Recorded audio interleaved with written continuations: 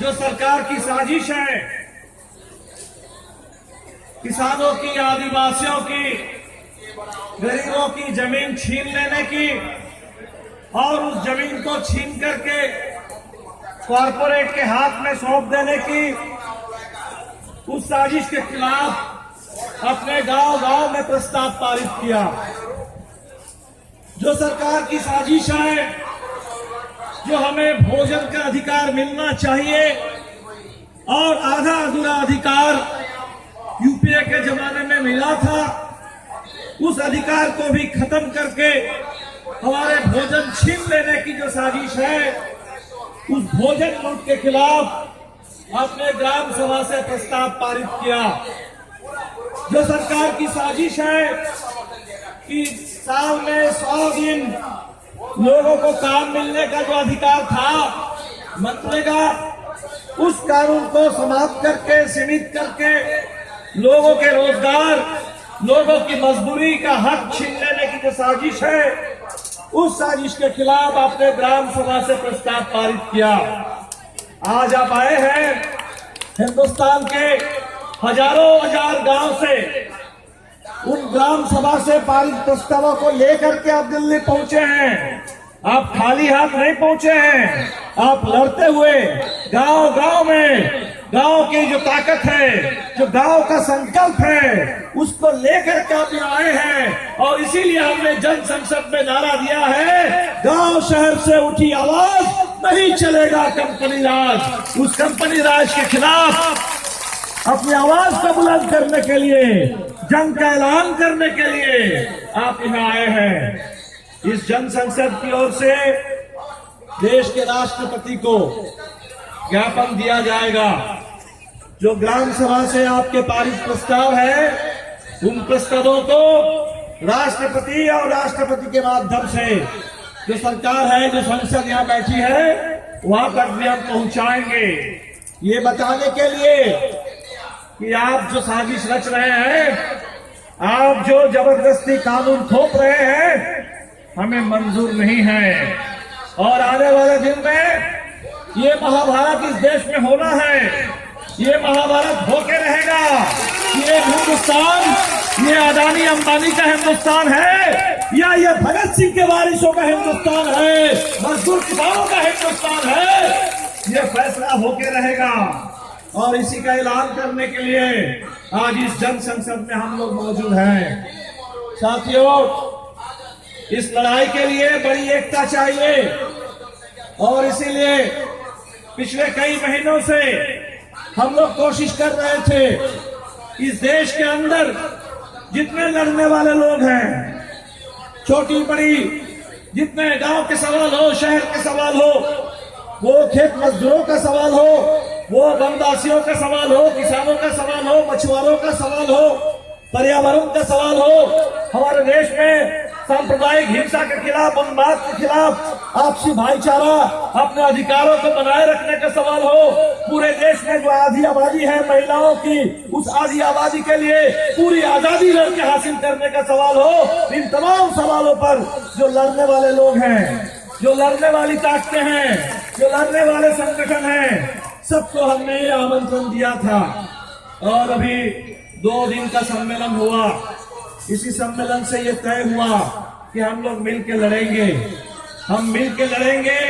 और इसी लड़ने के लिए और मिलने के लिए हमने एक बड़ा सा मंच का गठन किया है, अखिल Bharatiya Lok Manch, all India people's forum, AIPF, जिसमें भाकपा माले भी घटक है। और अभी हमारे जो साथी बोल रहे थे, सुनीलम जी, जो समाजवादी धारा से आते हैं, किसान की लड़ाई लड़ते हैं, वो लोग भी शामिल हैं। हमारे बीच में दयामणि जी हैं, जो झारखंड में लंबे समय से आदिवासियों के सवाल को लेकर के, जमीन के हक को लेकर के विस्थापन के खिलाफ लड़ रही हैं। ऐसे तमाम नेता, ऐसे तमाम, कोई लाल झंडा लेकर के, कोई हरा झंडा लेकर के चलने वाले हैं, लेकिन हम सब लोग ये फैसला किए हैं कि हम लोग साथ साथ चलेंगे, साथ साथ लड़ेंगे और इस लड़ाई को जीत की मंजिल तक पहुंचाने के लिए पूरे हिंदुस्तान के कोने कोने तक हम जाएंगे।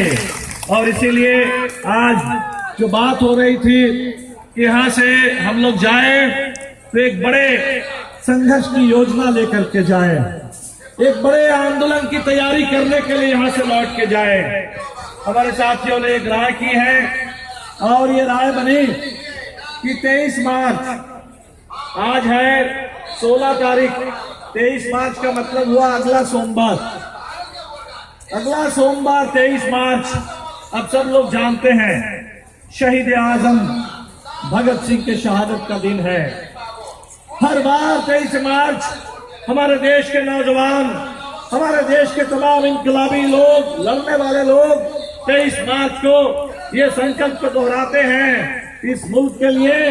वो जो भगत सिंह ने नारा दिया था इनकलाब जिंदाबाद का, वो जो भगत सिंह ने सपना देखा था कि जब तक हिंदुस्तान में किसानों और मजदूरों के हाथ में आजादी नहीं आएगी, जब तक हमारे हाथ में सत्ता का बागडोर नहीं होगा, तो गोरे अंग्रेज की जगह पे भूरे अंग्रेज होंगे, लेकिन हमें सत्ता नहीं मिलेगी, हमें अधिकार नहीं मिलेगा। हमें उस आजादी के लिए, किसानों, मजदूरों, मेहनत कशों का राज लाने के लिए हम संकल्प लेते हैं। इस साल कई संगठनों ने मिलकर तय किया कि अभी जब सबसे बड़ा हमला हमारे जमीन के सवाल पर है, हमारे जमीन के सवाल पर जबरदस्त हमला है। ये सोच रहे हैं कि जो गांव की जमीन है, जो किसान की जमीन है, जो आदिवासियों की जमीन है, थोड़ा सा मुआवजा देंगे या नहीं देंगे, लेकिन जबरन उस जमीन को छीन लेंगे। कोई बोलने वाला नहीं होगा, कोई टोकने वाला, रोकने वाला नहीं होगा। हिंदुस्तान में ये ऐसा कानून बना रहे हैं कि जमीन को हम छीन करके किसी अंबानी को, किसी अदानी को, किसी अमेरिका की कंपनी को, किसी भी आदमी को, कोई कहता है हम होटल खोलेंगे, कोई कहता है कि हम वहां पूरे 5 सितारा होटल बनाएंगे, कोई कहता है कि हम लग्जरी अपार्टमेंट बनाएंगे, कोई कहता है कि हम शहर बसाएंगे, कोई कुछ कहेंगे, लेकिन हमारे खेती की जमीन, लोगों के रहने की जमीन, जंगल की जमीन, वो हमारे तटीय जमीन, उस पूरे जमीन को छीन करके ये हिंदुस्तान में हमें बेघर कर देना चाहते हैं। और इसीलिए इस बार लोगों ने ये तय किया, इस साल 2015 में जो 23 मार्च का दिन है, वो 23 मार्च का दिन वो शहीद आजम भगत सिंह के शहादत की होती थी। हम भूमि अधिकार दिवस के रूप में, ये जमीन हमारी है, जो जमीन सरकारी है वो जमीन हमारी है, और जो जमीन हमारी है खेती की, इस जमीन को छीन आप नहीं सकते। जैसे अभी कुलदीप नायर साहब बता के गए हैं कि आप इस देश में ये जमीन आपकी है, आपकी जमीन आपकी मर्जी के बगैर कोई नहीं ले सकता, ये हमारा हक है। इस हक को लेकर के हम भूमि अधिकार दिवस मनाएंगे। लेकिन हमने तय किया कि सिर्फ एक दिन का सवाल नहीं है, सिर्फ 23 मार्च का सवाल नहीं है। 23 मार्च से लेकर के 100 दिन, पूरे 100 दिन, यानी 23 मार्च से लेकर के पूरा अप्रैल का महीना, पूरा मई का महीना, पूरा जून का महीना, 30 जून तक 100 दिन पूरे होते हैं। 100 दिन पूरे हिंदुस्तान में हम भूमि अधिकार, श्रम अधिकार संघर्ष अभियान संचालित करेंगे। इस सरकार ने कहा था हम 100 दिन काम देंगे, सरकारों ने कहा, लेकिन काम नहीं दिया। लेकिन जब आपने काम नहीं दिया, हमने अपने लिए 100 दिन का काम निकाल लिया। अगले 100 दिन हमारा काम होगा ये संघर्ष अभियान को संचालित करना, और हिंदुस्तान के कोने कोने तक 100 दिन में ये भूमि अधिकार और साथ साथ श्रम अधिकार, इस अधिकार के पैगाम को लोगों के बीच में पहुंचाना। इस अधिकार के लिए जो बड़ी एकता चाहिए, उस एकता के संदेश को लोगों के बीच में ले जाना, और इस एकता के बल पर जो संघर्ष खड़ा करना है, उस संघर्ष के संकल्प को बटोरना, उसको मजबूत करना, ये काम अगले 100 दिन में 23 मार्च से लेकर के 30 जून तक हम पूरे देश के कोने कोने में करेंगे। ये AIPF इसीलिए बना है कि देश में एक बड़ी एकता चाहिए। लाल झंडे के लोग, दूसरे झंडे के भी जिसमें लड़ने वाले लोग हैं, एक होकर के किसान, मजदूर, इस देश के तमाम गरीब, इस देश के नौजवान, इस देश के मेहनतकश, इस देश की बहादुर बहनें, इस देश के बुद्धिजीवी एक साथ मिलकर के एक बड़ी मुहिम, जैसे कुलदीप नायर जी ने भी कहा, ये मुहिम कोई छोटी मुहिम नहीं, बहुत बड़ी मुहिम। जैसे आजादी के लिए लंबी लड़ाई लड़नी पड़ी 1857 से लेकर के, उससे भी पहले आदिवासी विद्रोह के दौर से लेकर के 1947 तक लोग लड़े, और लंबी लड़ाई के बाद जो आजादी मिली थी, आज उस आजादी को खत्म करने, हड़प लेने, उसको कमजोर कर देने, उसको छीन लेने की तरह तरह की साजिश हो रही है। और इसीलिए आज वक्त आ गया है कि दोबारा लड़ना पड़ेगा, दूसरी आजादी की लड़ाई लड़नी पड़ेगी, अपनी जमीन के लिए, रोजगार के लिए, इज्जत के लिए, अपने मान सम्मान, पूरे अधिकार के लिए। और वो अधिकार भी कोई एक अधिकार नहीं, हमें वो सारे अधिकार चाहिए, वो सारे अधिकार जिन अधिकारों के बगैर 21वीं सदी में हम एक इंसान की जिंदगी नहीं निभा सकते हैं, नहीं बिता सकते।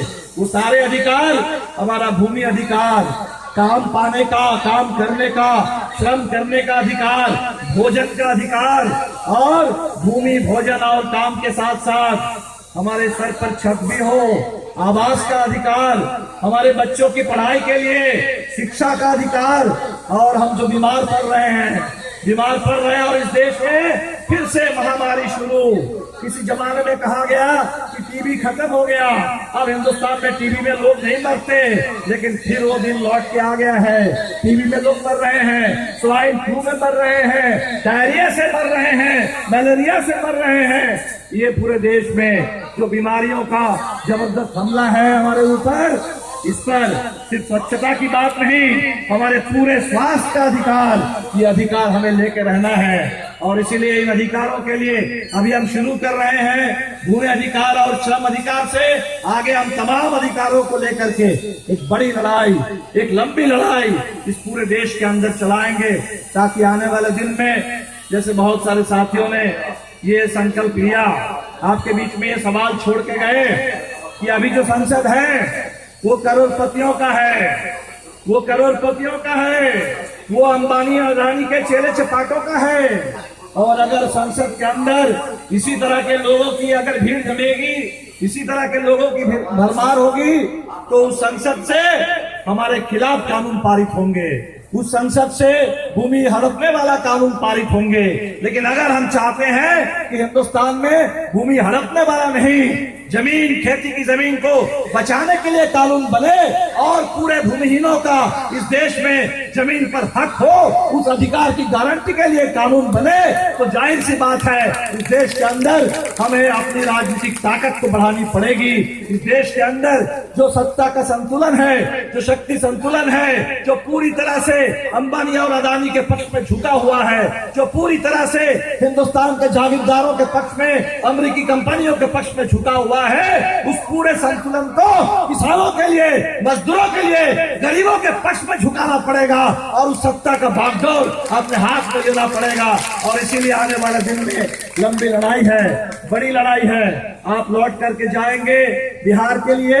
ये साल नए चुनाव का साल है 2015, और बहुत हमने नाटक देखा, बहुत नाटक देखा है। कांग्रेस का 40 साल, लालू जी का 15 साल, नीतीश जी का भी और भारतीय जनता पार्टी का मिला जुला 10 साल। आने वाले दिन में इस चुनाव में भारतीय जनता पार्टी दहा रही है कि बिहार पर कब्जा कर लेंगे, लेकिन अभी दिल्ली ने बता दिया कि आप तुम कब्जा नहीं कर सकते हो। जैसे दिल्ली ने खारिज कर दिया, इसी तरह से आने वाले दिन में बिहार भी खारिज कर देगा।